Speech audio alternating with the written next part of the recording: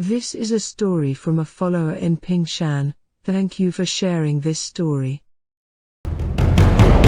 Nestled in the heart of Pingshan, my hometown bore witness to the tumultuous echoes of the war of resistance against Japanese aggression.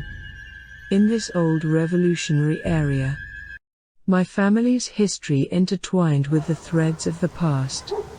Both my grandfather and uncle had been valiant participants in the revolutionary team, their lives woven into the fabric of a war-torn era. The memories of that time lingered in the air, a palpable sense of fear and uncertainty that gripped the countryside.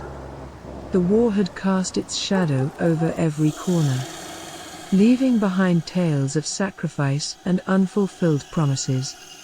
According to my mother, the period was marked by a sense of panic, and one particular night stood out in the annals of our family's history. My second and third uncles shared a room, a simple dwelling that bore witness to the weight of the times. As the clock approached midnight, a haunting silence enveloped the night. The flickering flame of an oil lamp cast dancing shadows on the walls, creating an atmosphere charged with both history and trepidation. It had been more than a month since any news had been heard from my uncle. In that eerie silence, a sudden disturbance shattered the stillness. A series of knocks reverberated through the wooden door. A man's voice pierced the night, sending shivers down the spines of the two brothers inside. "I'm back. Open the door for me, second and third son." The third uncle, roused from his sleep, nudged the second uncle, a signal to acknowledge the unexpected return of their brother. Fueled by a mix of excitement and confusion, the third uncle descended from the kang, a traditional elevated heated platform, and approached the door. "Our brother is back," he exclaimed. However, the second uncle, ever cautious and aware of the harsh realities of the time, seized the third uncle's clothes. His eyes widened, and he whispered urgently, "At this hour, opening the door without any notice, what kind of world do we live in now? Why would he come back so late?" "No one informed us. Who knows what our brother might bring with him?" A tense hush descended upon the room as the two brothers strained their ears to discern the sounds outside. Another voice, eerily similar, echoed through the night. "I'm back. Open the door for me." Two knocks followed. The brothers, frozen with fear and uncertainty, dared not make a move. The air hung heavy with anticipation, seconds stretching into an agonizing eternity. Time passed in silence, the weight of the unknown pressing upon them. The voices outside ceased, and an oppressive stillness settled over the room.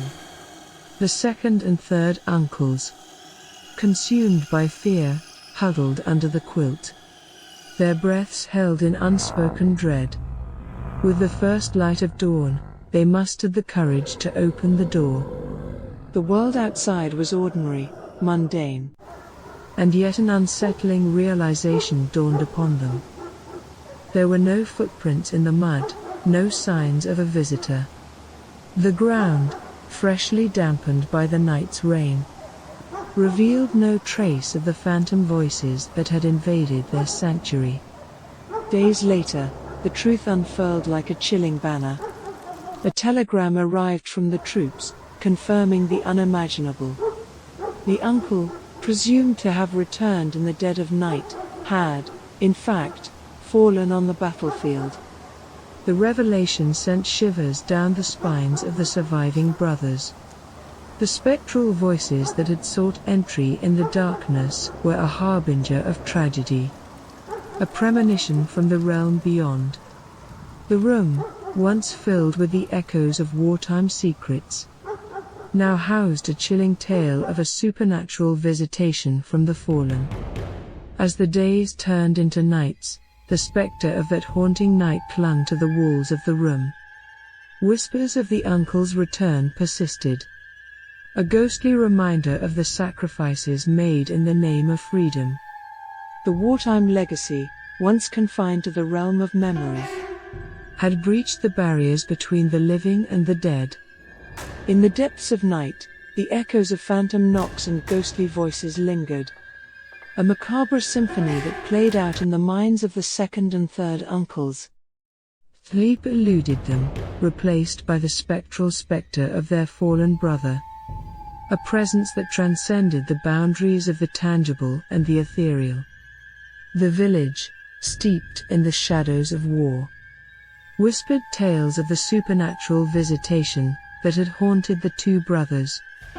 The once ordinary room became a locus for otherworldly occurrences, where the past bled into the present, leaving an indelible mark on the family's legacy. The echoes of that haunted night reached beyond the confines of the family, weaving itself into the collective consciousness of the village.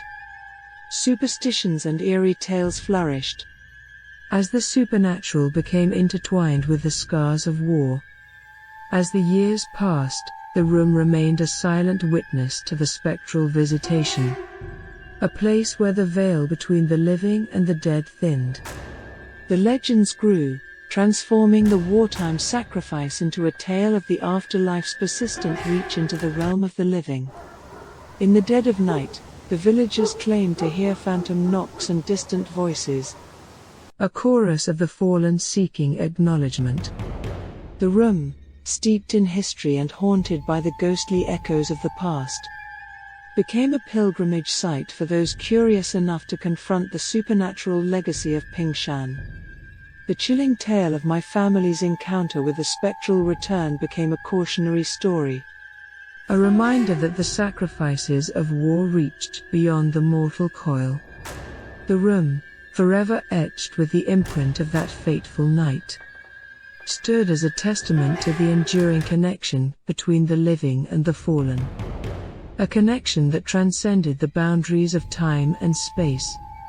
And so, in the heart of Pingshan, where the past intertwined with the present, the room served as a haunting reminder that the echoes of war resonated far beyond the battlegrounds, reaching into the very fabric of the supernatural, leaving a legacy that lingered in the shadows, waiting to be discovered by those brave enough to confront the spectral truths hidden within.